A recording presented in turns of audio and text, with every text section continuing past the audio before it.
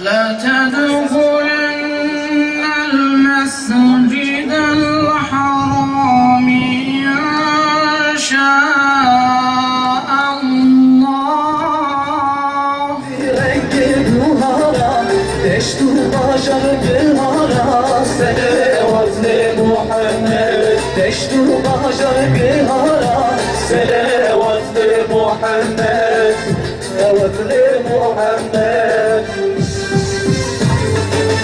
بقاسي آبا بحرا عرضو عسلان وعورا قاسي هر عسر ودورا سلوات لمحمد قاسي هر عسر ودورا سلوات لمحمد سلوات لمحمد يا أهل يا صابر صلوا على محمد يا أهل يا صابر صلوا على محمد صلوا على محمد.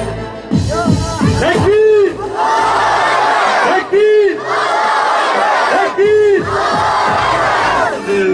Kesildi sesi soru. Zeliller azizliği sorundular ya Resulallah. Dünyaya daldık ya Resulallah. Kırıldı mücadele ruhumuz.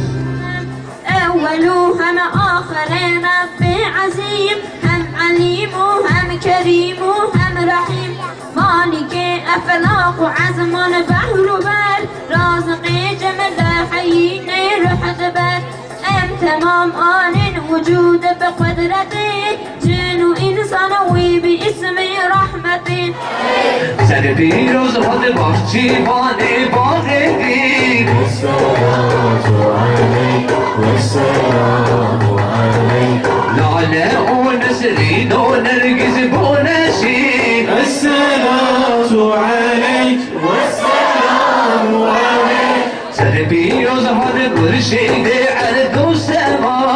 الصلاة عليك والسلام عليك خدای تعالی حضرت محمد علیه السلام شما راشان خاصتا جبو ماشنا خلاص بونه کی بو ویدیو نمیدا قیمت آشناتن نبو جن her vakit eşya ki dağıtına ditini başta Peygamber aleyhisselam sahabeyi gelek eziyet ditin işkence ditin hicret kirin Cumhur İslami İslami her tiştiği önemli ditin İslam ne gotun İslam sadece nemeşe rojiye hayat akı tamamı hayat akı bir İslam'ı çekilir İslam biteri der ya da be az Müslümanım elhamdülillah halas bu geriyem haşyar bin çünkü dünya faniye mirin pişameye Hadi Teala vakti hazır men birsin bu şahit Allah vakti derbast be car kedini emni kan umarım dünyayı dünya car eken kesek car kedini khinci car kedini ne kadar var dünyayı Peygamberi Khudi bu bile car ekat şu geri Müslümana haşyar bin eğer em haşyar nebin em hazab-ı gızaf gram bin ne Huday Teala rın bu khuynin geri hayata Peygamberi rın bu khuynin rın famkin بدل ki Müslümaneti nome, bedel ki İslam nome.